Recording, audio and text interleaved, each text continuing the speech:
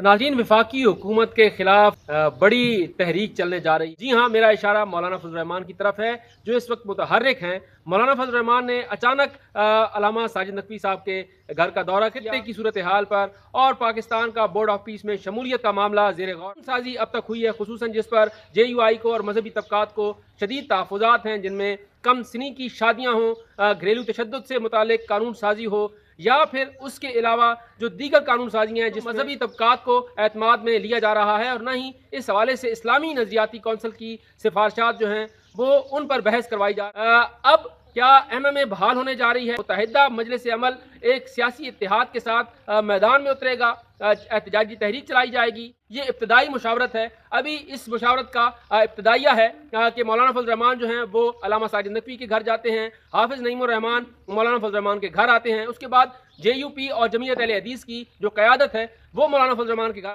तो सूरत हाल बहुत ज़्यादा हुकूमत के लिए टफ होती जा रही है।